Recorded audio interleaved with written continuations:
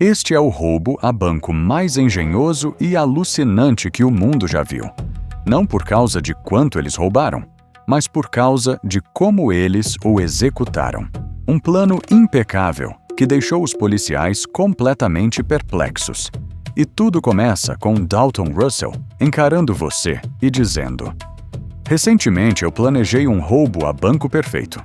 Dalton e sua equipe chegam ao Manhattan Trust Bank, misturando-se à agitada manhã de Wall Street disfarçados de pintores, vestindo macacões e carregando latas de tinta. Eles parecem tão comuns que ninguém lhes dá uma segunda olhada. À medida que Dalton entra no banco, seu comportamento calmo mascara o caos prestes a se desenrolar. Em segundos, ele desativa as câmeras de segurança com precisão prática, e sua equipe tranca as portas eficientemente, prendendo todos lá dentro. A primeira onda de pânico ondula pelo banco à medida que funcionários e clientes são forçados ao chão sob a mira de armas. Os movimentos rápidos e controlados dos ladrões deixam claro que eles já fizeram isso antes, ou pelo menos planejaram para cada contingência. Do lado de fora, um policial nota fumaça saindo do banco. Incerto se é um acidente ou algo mais sinistro, ele se aproxima cautelosamente, apenas para Dalton aparecer na porta. Em um tom assustadoramente composto, Dalton anuncia: "Eu tenho reféns e não hesitarei em matá-los se a polícia chegar mais perto." O oficial imediatamente pede reforços pelo rádio. "Cal, me dê um 85 com uma arma. Possíveis reféns." E logo o banco está cercado por uma frota de carros de polícia, suas sirenes cortando o ar tenso de Manhattan. A crescente multidão de curiosos aumenta a pressão à medida que a notícia do assalto se espalha como fogo selvagem. Enquanto isso, Arthur Case, o poderoso dono do Manhattan Trust Bank, recebe a notícia do roubo. "Senhor, há um roubo em andamento em uma de nossas filiais." Normalmente inabalável, a reação de Arthur traz seu desconforto. Suas mãos tremem levemente enquanto ele processa as implicações da situação. Não é apenas o roubo que o preocupa, é o que está dentro do banco. Arthur rapidamente contata Madeleine White, uma solucionadora de problemas afiada e calculista, conhecida por sua capacidade de lidar com assuntos delicados com eficiência implacável. Ele exige sua ajuda para proteger um cofre de segurança específico. "Você me diz que eu não preciso saber o que está naquela caixa." Um que contém uma herança de família de imenso valor pessoal e financeiro. Se o conteúdo for exposto, pode arruinar tudo. Arthur insinua, mas quando Madeleine pressiona por detalhes, ele permanece evasivo. Ela o avisa que se ele mentir ou reter informações críticas, "O que está dentro daquela caixa, mocinha, pertenceu a mim." O acordo deles será cancelado. Relutantemente, Arthur concorda, embora a tensão em sua voz sugira que ele está escondendo mais do que deixa transparecer. Na cena do assalto, 2 detetives experientes em negociação de reféns, Keith Frazier e Bill Mitchell, são introduzidos. O detetive Frazier, de olhos aguçados e imperturbável, está ansioso para provar seu valor após enfrentar recente escrutínio sobre um fundo de evidências desaparecido. Seu parceiro, Mitchell, equilibra a intensidade de Frazier com uma abordagem mais pragmática. Enquanto correm para a cena, o capitão Darius os informa sobre a crise em desdobramento. Número desconhecido de suspeitos e um número desconhecido de reféns. Ele admite sombriamente, enfatizando a complexidade da situação. A falta de informações adiciona outra camada de incerteza a um impasse já volátil. Dentro do banco, Dalton e sua equipe executam seu plano com precisão enervante. Primeiro, eles dividem os reféns em 2 grupos: funcionários e clientes. Afirmando controle sobre a situação, Dalton exige que todos os telefones e chaves sejam entregues. Telefones celulares e suas chaves fora do seu bolso.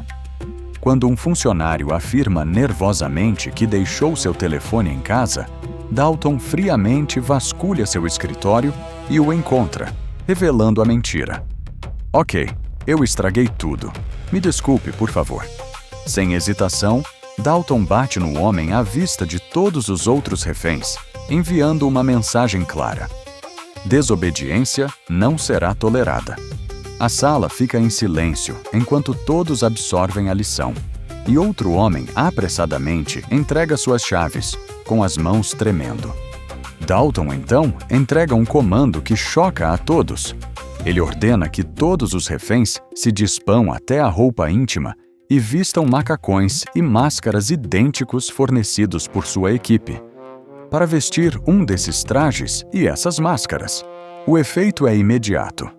Quaisquer distinções visuais entre ladrões e reféns são apagadas. Medo e confusão ondulam pela sala, enquanto as pessoas se olham nervosamente, percebendo que agora fazem parte de um estratagema para borrar a linha entre vítimas e perpetradores. Dalton observa a cena com distanciamento de aço, sabendo que cada detalhe de seu plano está se encaixando perfeitamente. Um funcionário idoso do banco, pálido e agarrando o peito, começa a reclamar de um problema cardíaco. Sua respiração ofegante e mãos trêmulas chamam a atenção dos ladrões, que trocam olhares rápidos e calculistas. Dalton, avaliando a situação, permite que o homem saia, sabendo que uma emergência médica poderia complicar seus planos. Enquanto o homem tropeça para fora do banco e fica sob a custódia da polícia que aguarda, os oficiais aproveitam a oportunidade para interrogá-lo. Ainda visivelmente abalado, o homem idoso descreve o que viu lá dentro. São 4 deles. Ele diz com a voz trêmula: "Essa foi a única coisa que eu já peguei. E eles estão falando sério. Eles matarão 2 reféns se vocês fizerem um movimento." Suas palavras aumentam a tensão no centro de comando. A polícia anota rapidamente suas observações, mas não pode ignorar a possibilidade de que o relato do homem possa estar incompleto ou influenciado pelo medo.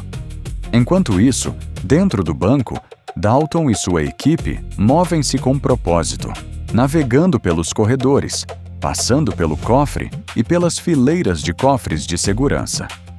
Eles não estão saqueando ou quebrando objetos de valor, o que confunde tanto os reféns quanto a polícia que monitora do lado de fora.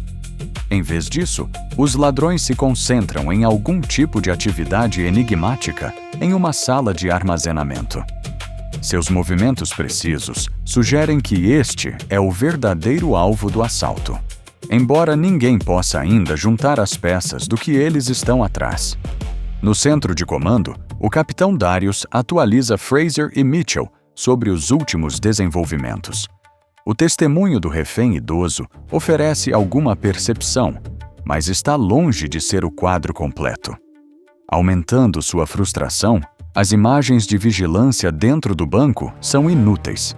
Os ladrões haviam desativado as câmeras momentos após a entrada.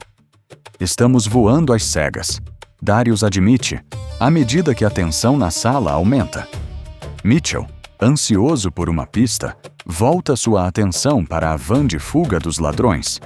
Aqueles reféns que eles deixaram sair disseram que esses caras entraram vestidos como pintores, certo? Estacionada nas proximidades, ele começa a tirar impressões digitais, embora suspeite que o veículo seja roubado e improvável que produza algo útil. Fraser, ficando inquieto, decide ligar para o banco. Enquanto o telefone toca, os oficiais prendem a respiração, mas Dalton nem olha para ele. O som do telefone não atendido é quase zombeteiro. Momentos depois, os ladrões libertam outro refém. Desta vez, uma vítima Sikh. "É uma bomba em você?" Amarrando um bilhete em seu peito. A polícia corre para proteger o homem, mas o caos irrompe quando eles o identificam erroneamente como uma ameaça potencial, estereotipando-o como um terrorista árabe. Os oficiais o derrubam e o algemam, chamando a atenção da multidão de curiosos. Após um avanço e uma troca acalorada, o homem é finalmente interrogado. Ele confirma furiosamente a contagem dos ladrões, 4, e estima que haja 20 a 30 reféns ainda lá dentro.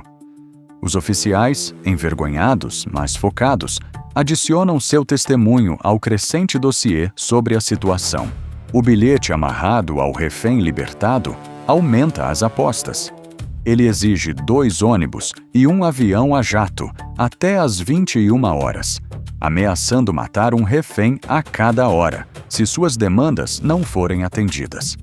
Para dar mais peso à sua ameaça, Dalton afirma que o banco está armado com explosivos plásticos.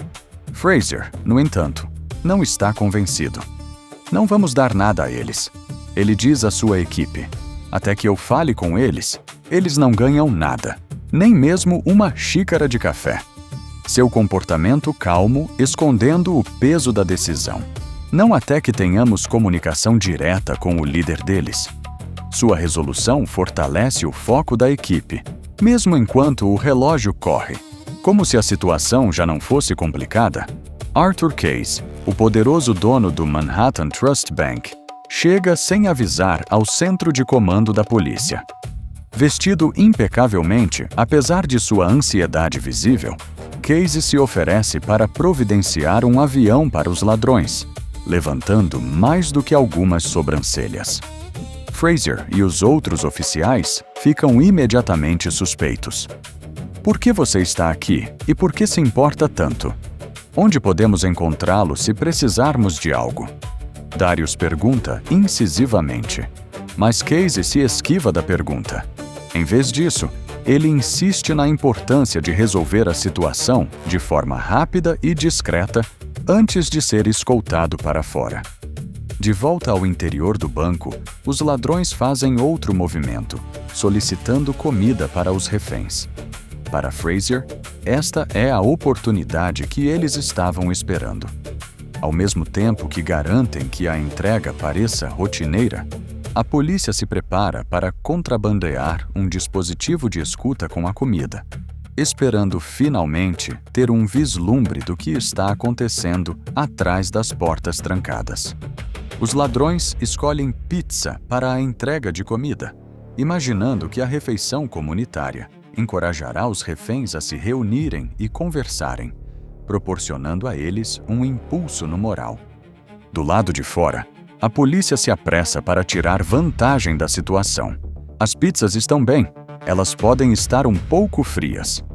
Um oficial lidando com a escuta sugere plantar um gravador digital em forma de caneta dentro da caixa de entrega, capaz de capturar 30 segundos de áudio. É uma janela pequena, mas potencialmente crucial para a operação dos ladrões. Você clica e gravará por meia hora. Enquanto isso, as tensões aumentam dentro do banco. Um refém desafiador confronta os ladrões, talvez esperando reunir os outros, mas o tiro sai espetacularmente pela culatra. Dalton calmamente ordena que sua equipe faça dele um exemplo. Saia! Coloque sua máscara. O homem é arrastado pelas várias salas, seus gritos ecoando e silenciando os outros reféns. Depois de desfilá-lo, eles o trancam em uma sala de armazenamento, seu ato de bravura rapidamente neutralizado. Quando a entrega da pizza chega, a polícia planta cuidadosamente o dispositivo de gravação. Os ladrões recebem a comida sem suspeitar, e os oficiais aguardam ansiosamente os resultados. No entanto, quando ouvem a gravação, são recebidos por uma surpresa. Não é inglês, mas o que parece ser russo. Os detetives imediatamente se voltam para os reféns libertados, perguntando se alguém ouviu conversas em russo. Enquanto isso se desenrola, os ladrões permanecem um passo à frente, girando inteligentemente os reféns de sala em sala e misturando-os. Esse embaralhamento constante mantém a polícia adivinhando sobre as localizações e identidades dos reféns, adicionando outra camada de engano. Um dos ladrões se disfarça como refém e se mistura perfeitamente ao primeiro grupo. Frustrado, Mas determinado, o detetive Fraser investiga o mistério da linguagem gravada. Um oficial que fala russo escuta com atenção, mas rapidamente desmascara a teoria. Não é russo. Fraser, sempre pensando rápido, decide tocar a gravação em um alto-falante do lado de fora do banco. Toque isso no alto-falante para mim, com licença, esperando que alguém na multidão possa reconhecer o idioma. Alguém sabe que idioma eles estão falando? Em meio aos murmúrios dos curiosos reunidos, um trabalhador da construção civil dá um passo à frente, alegando que o reconhece. Isso é albanês, ele diz com confiança, notando que soa como o idioma que sua ex-esposa falava. Minha ex-esposa e os pais dela são albaneses. Intrigado, Fraser faz com que a polícia a rastreie. Ela concorda em ajudar, mas apenas depois de negociar para ter suas crescentes multas de estacionamento anuladas. Sem outras pistas, Fraser relutantemente concorda. A mulher escuta a gravação e cai na gargalhada. Isso é muito engraçado. Ela revela que não é uma conversa, mas um discurso de Enhoc, o ex-líder comunista da Albânia. Os ladrões haviam alimentado a polícia com uma isca, usando uma gravação aleatória para descarrilar seus esforços. Fraser, embora frustrado, não pôde deixar de respeitar a astúcia dos ladrões. Esses caras são mais espertos que os bandidos comuns? Ele murmura para Mitchell. Então eles estão brincando de guerra de fitas agora. Dentro do banco, Dalton e um de seus cúmplices fazem seu movimento. Eles abrem o cofre e recuperam o que estiveram procurando o tempo todo. Um conjunto específico de documentos. Juntamente com os papéis, eles levam sacos de diamantes e uma caixa de objetos de valor. Dalton cuidadosamente guarda no bolso os documentos, o verdadeiro alvo do assalto, enquanto seu parceiro sela a caixa, garantindo que o saque deles pareça intocado. Por volta dessa hora, o prefeito de Nova York chega ao centro de comando com Madeleine White, a enigmática solucionadora contratada por Arthur Case. Madeleine explica seu envolvimento em termos vagos. Ela deveria ter se afastado do negócio de troca de cheques, seu comportamento calmo, mascarando sua inteligência afiada. O detetive Fraser, não impressionado e cauteloso sobre os motivos dela, resiste às tentativas dela de se intrometer. A tensão entre eles aumenta quando o prefeito e Madeleine sutilmente sugerem consequências se Fraser não cooperar. Os instintos de Fraser dizem a ele que ela está escondendo algo, mas ele não tem escolha, a não ser agir com cuidado. Mais tarde, Dalton finalmente atende o telefone, iniciando contato direto com Fraser. A conversa deles transborda tensão à medida que Dalton reitera suas demandas e ameaça matar reféns se elas não forem atendidas. Fraser investiga, tentando colher qualquer informação útil, mas Dalton permanece frustrantemente opaco, claramente ganhando tempo. O que Fraser não percebe é que Dalton está brincando com ele e aproveitando o jogo de xadrez psicológico. Você me dá o que eu quero, eu não matarei ninguém. Em uma tentativa de estender o impasse e manter os reféns seguros, Fraser oferece mais comida. Dalton entra na brincadeira, desta vez solicitando hambúrgueres, e a polícia começa a preparar seu próximo movimento. Enquanto isso, os ladrões trabalham metodicamente, completando a escavação de um buraco na sala de armazenamento, um componente crítico de seu plano intrincado. Cada movimento é calculado, cada ação deliberada, com Dalton supervisionando cada detalhe como um maestro conduzindo uma orquestra.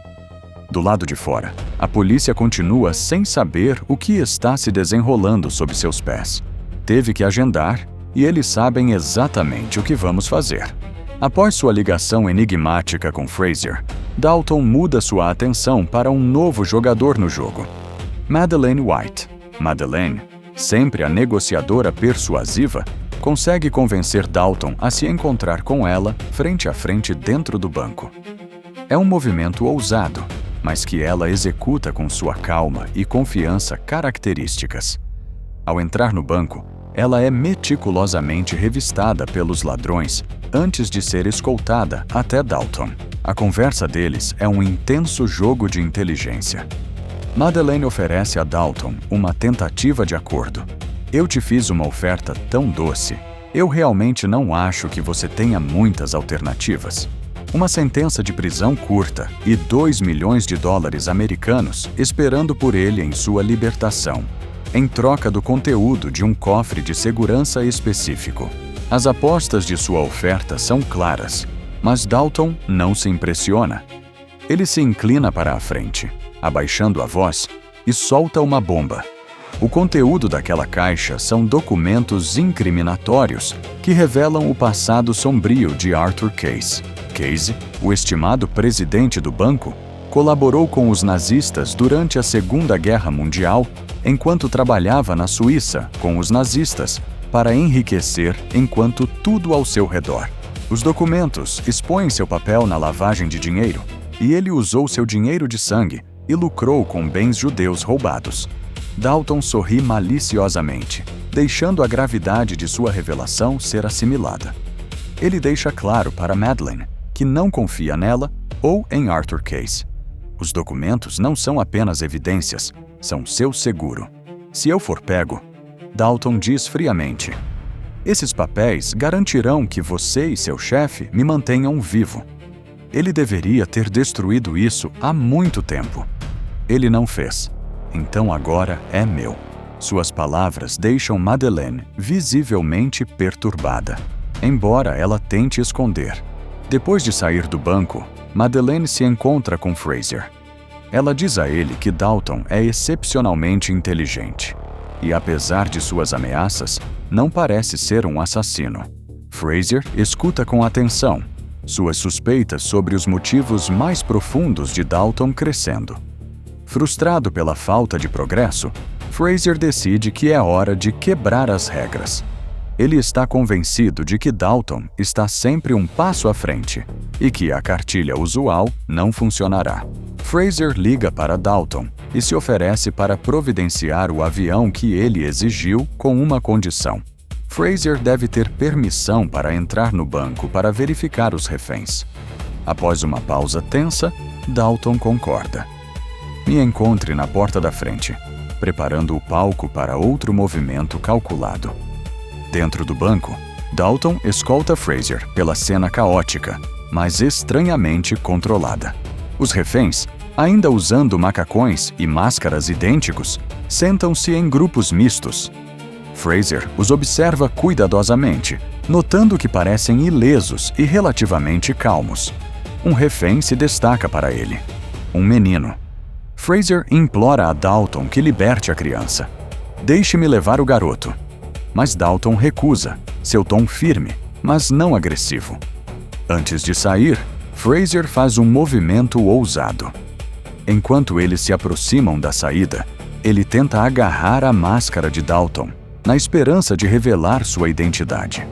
A sala congela por um momento, a tensão estalando como eletricidade. Mas antes que Fraser consiga ter sucesso, outro ladrão intervém, empurrando-o para trás. Dalton, visivelmente irritado, reitera suas demandas por ônibus e avisa Fraser para não testar sua paciência novamente. De volta ao caminhão de comando, Fraser diz ao Capitão Darius que ele não acredita que Dalton seja um assassino. Ele não morde por quê. Ele aconselha a equipe a manter sua posição e ver o que Dalton faz em seguida. Mas Darius fica impaciente. O delicado equilíbrio da situação começa a mudar. A próxima ligação de Dalton muda tudo. Ele instrui a polícia a ajustar as câmeras de vigilância para apontar para uma janela pacífica específica. O que acontece a seguir choca a todos. A polícia testemunha Dalton aparentemente executando um refém em transmissão ao vivo. A tensão no centro de comando explode e o Capitão Darius imediatamente remove Fraser do caso, assumindo o controle ele mesmo. Sob a liderança de Darius, a polícia se prepara para um ataque tático ao banco. Ele ordena o uso de balas de borracha para minimizar as baixas mas os riscos continuam nas nuvens. Mitchell expressa sua preocupação, alertando que se a operação der errado, Fraser levará a culpa. Fraser, embora marginalizado, permanece calmo. Ele diz a Mitchell que fez um acordo com Madeleine, embora os detalhes permaneçam obscuros. À medida que o relógio corre, a polícia se aproxima de invadir o banco, sem saber que Dalton está orquestrando cada momento com perfeição. Justo quando o ataque tático está prestes a começar, Fraser faz uma descoberta crucial. Dalton e sua equipe têm escutado cada movimento deles. Escondido em uma caixa de suprimentos, os ladrões plantaram um transmissor para ficar um passo à frente da polícia. Alarmado, Fraser liga urgentemente para o capitão Darius para avisá-lo, mas Darius, impaciente para resolver o impasse, ignora o aviso e ordena que a operação prossiga conforme o planejado. Dentro do banco, Dalton ouve a polícia se preparando para o ataque. Mantendo-se calmo e metódico, ele sinaliza para sua equipe executar a fase final de seu plano. Bombas de fumaça são detonadas, enchendo o banco com uma névoa espessa que cega a unidade tática ao violarem o prédio. Em meio ao caos, os ladrões se misturam perfeitamente aos reféns, que estão sendo libertados em massa. Cada pessoa que sai do banco é imediatamente detida pela polícia, complicando ainda mais os esforços para identificar os perpetradores. A unidade tática varre o banco com precisão, limpando todos os cômodos, incluindo o cofre e a área de armazenamento. No entanto, para o espanto deles, eles não encontram nada. Nenhum ladrão, nenhum item roubado, nem mesmo o suposto refém morto que foi baleado na câmera. Aumentando o mistério, a polícia descobriu que as armas dos ladrões eram meras réplicas, realistas, mas brinquedos completamente inofensivos. Tem que estar brincando comigo, brinquedos. O assassinato, como se vê, foi um ardil cuidadosamente orquestrado. Do lado de fora, a cena fica cada vez mais caótica à medida que os reféns libertados são encurralados e levados para interrogatório. Como todos estão vestidos de forma idêntica, distinguir entre reféns e ladrões torna-se impossível. Frustrado, o capitão Darius declara o caso encerrado, insistindo que não há mais nada para investigar. Mas Fraser, sempre o detetive tenaz, se recusa a aceitar a derrota. Ele sabe que há mais na história. Um dos caras bons aqui, estamos de volta à estaca zero. Mais tarde, ao revisar o caso, Fraser descobre uma pista. Uma referência a um cofre de segurança secreto ligado a Arthur Case. Cavando mais fundo, ele começa a ligar os pontos entre o roubo, Madeleine White e o envolvimento suspeito de Case. Buscando respostas, Fraser organiza um encontro com Madeleine. Com evidências da chantagem dela e do prefeito em mãos, ele a confronta, usando a vantagem para exigir informações sobre o cofre indescritível. Você pressiona aqui para gravar e você pressiona aqui para reproduzir. Madeleine, sempre a mestra manipuladora, permanece composta.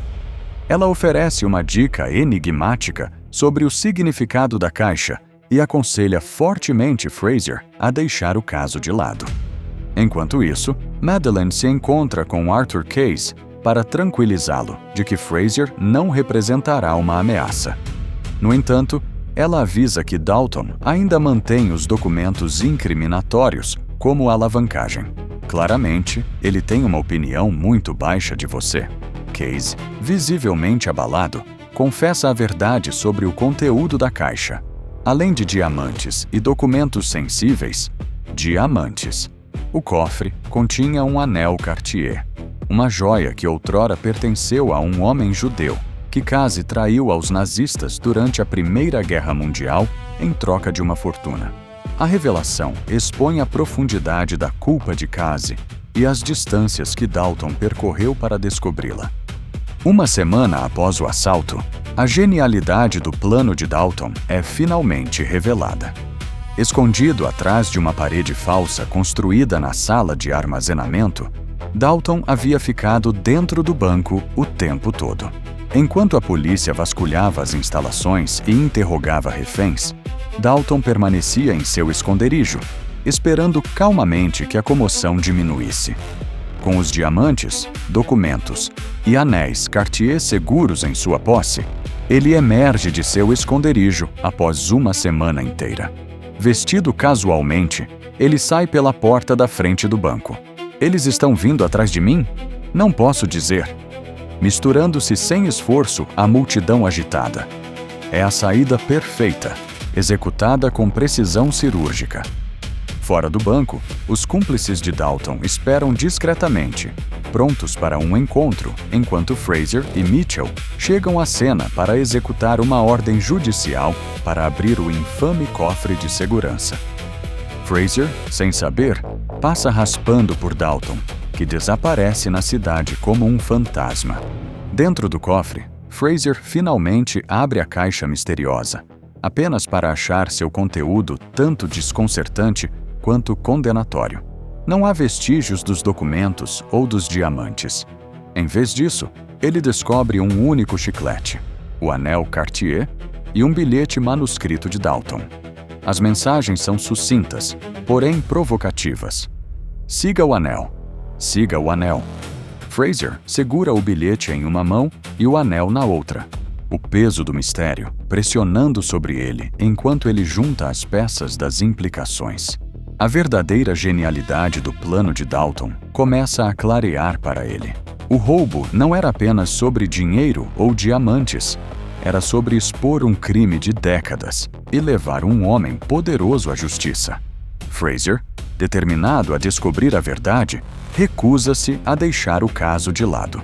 Armado com o anel Cartier e suas crescentes suspeitas, ele confronta Arthur Case em seu escritório opulento. O outrora confiante banqueiro tenta manter sua compostura, mas o questionamento implacável de Fraser o deixa visivelmente abalado. Eu sou? Ladrões cercaram seu banco. Fraser insinua o envolvimento de Case em algo profundamente imoral, escolhendo cuidadosamente suas palavras para alfinetar o homem mais velho sem acusá-lo diretamente. Quando Fraser coloca o anel Cartier na mesa entre eles, sua presença silenciosa fala volumes. Você joga um bom jogo, detetive. Ela diz, seu tom banhado em respeito relutante. Fraser simplesmente acena com a cabeça, mantendo-se de pé alto enquanto se vira para deixar o par atordoado para trás.